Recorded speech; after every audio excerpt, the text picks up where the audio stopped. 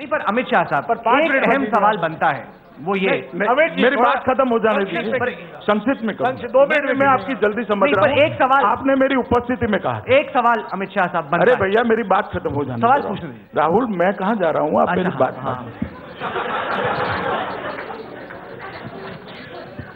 मित्रों, एक जमाना था जब जनसंघ और भारतीय जनता पार्टी सुशासन और प्रशासन की बात करती थी। तब देश की जनता के लिए तुलनात्मक अभ्यास के लिए हमारा शासन नहीं था।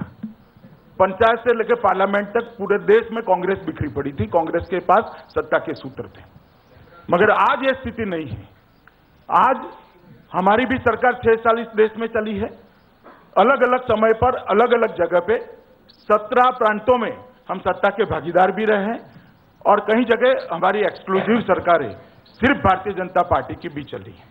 आज जनता के सामने दोनों पार्टियों का परफॉर्मेंस है, एनडीए का परफॉर्मेंस है, यूपीए का परफॉर्मेंस है। दोनों पार्टी के नेता भी उपलब्ध हैं। तो मेरा आग्रह यह है इस चैनल के जरिए, इस चैनल के माध्यम से देश की जनता से, कि आप आने वाले चुनाव में किस पार्टी के साथ सत्ता का अधिकार है, किस नेता के पास सत्ता का अधिकार है, इसको परफॉर्मेंस के आधार पर कहिए।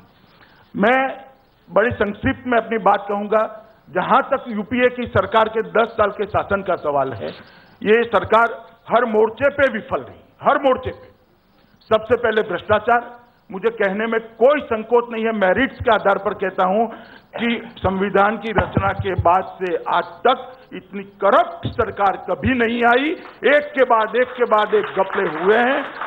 कोलगेट की नाम ले लीजिए, 2G स्पेक्ट्रम के लीजिए, नहीं कोई जरूरत नहीं है। 2G स्पेक्ट्रम को ले लीजिए, वेस्ट लैंड हेलीकॉप्टर को ले लीजिए, या CWG को ले लीजिए, या अदर्स को ले लीजिए। मित्रों, इतने घपले हुए हैं कि इसकी सूची अगर मैं पढ़ना जाऊं तो 3 कार्यक्रम ऐसे करने पड़ेंगे, मगर सूची खत्म नहीं होगी। इतने ज्यादा घोटाले इस सरकार ने करे हैं और हर घोटाले में CAG का रिपोर्ट उपलब्ध है, कोर्ट की अनुशंसा भी इसमें उपलब्ध है। मित्रों, महंगाई की जहां तक बात करते हैं, न केवल बिजली, पेट्रोल, गैस, डीजल, उसको छोड़ दीजिए। जयराम भाई के हिसाब से तो ये कॉमर्शियल बात है। नहीं हुआ 5 मिनट, नहीं हुआ। बोलिए, चलिए 1 मिनट में खत्म कीजिए। बोलने दीजिए ना उनको। ये कॉमर्शियल बात है। आप छेड़ रहे हो, मगर खाने पीने की चीजों के अंदर क्या है, आप उनको छेड़ रहे हैं। खाने पीने की चीजों के अंदर जो महंगाई हुई है, उससे जनता त्रस्त है। मित्रों, सरहदों की सुरक्षा हो, आंतरिक सुरक्षा हो, महिलाओं की सुरक्षा हो, हर बात में ये सरकार विफल रही है। यूपीए 2 का रिपोर्ट कार्ड बनाना है तो जैसे महाभारत में भगवान श्री कृष्ण ने एक बहुत पॉजिटिव सूत्र दिया था, विजय ही विजय है। यूपीए के लिए एक ही बात कह सकते हैं, विफल ही विफल है, और कोई बात इसके लिए कही नहीं जा सकती। और इस चुनाव को जयराम, ठीक है, बोलिए। हम भारतीय जनता पार्टी ने इस चुनाव में प्रधानमंत्री पद के लिए हमारा प्रत्याशी तय कर दिया है। हम श्रीमान मोदी जी के नेतृत्व में चुनाव लड़ने जा रहे हैं। हमने हमारा नेतृत्व 2 मिनट लगेंगे, हमने हमारा नेतृत्व लोगों के सामने प्रस्तुत कर दिया है।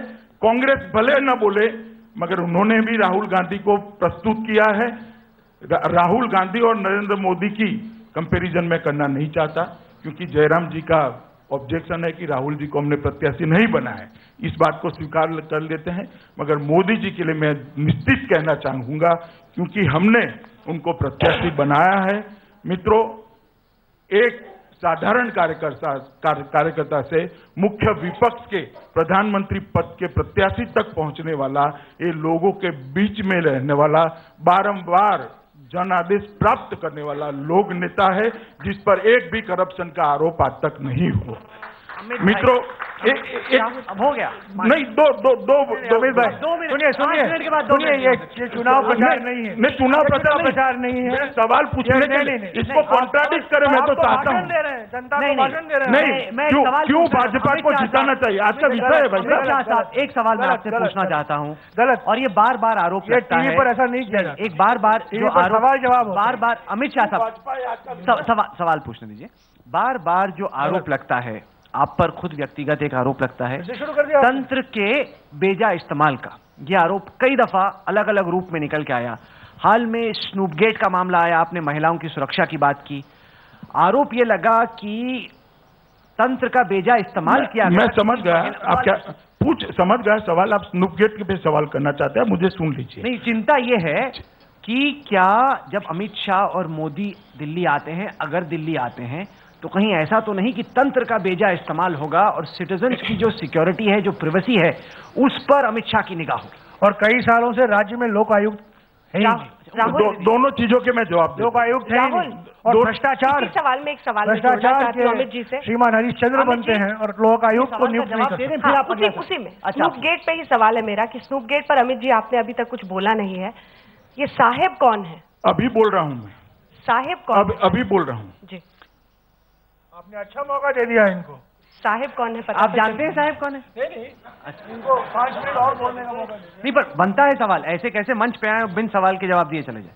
अभी राहुल जी ने जो सवाल किया, इसके बारे में मैं राहुल जी इतना ही कहना चाहता हूं कि जिस तरह से पूरी दंगों की राजनीति नरेंद्र मोदी के इर्द गिर्द बुनने का प्रयास किया गया, अंततः देश की सर्वोच्च अदालत में से भी कुछ नहीं निकला। एनकाउंटर के लिए मेरे इर्द गिर्द ये ताना बाना बुना गया कि मैं गलत एनकाउंटर में लिप्त हूं, कोर्ट में से कुछ नहीं निकला। ना सीबीआई ने भी दूसरी चार्जशीट में कुछ निकाला। इसी तरह से स्नूपगेट के लिए एक जुडिशियल कमीशन का हमने रचना की है। जुडिशियल कमीशन अपना काम कर रहा है और मैं इस मन से पूरे देश की जनता को कहना चाहता हूं कि जिस दिन जुडिशियल कमीशन का रिपोर्ट आएगा, उस दिन आप देख लीजिएगा, इसमें भी प्रचार के अलावे और कुछ नहीं निकलेगा और बिल्कुल सरकार के हर नॉर्म्स के हिसाब से काम हुआ है। इस तरह से सरकार पाक साफ बाहर आएगी।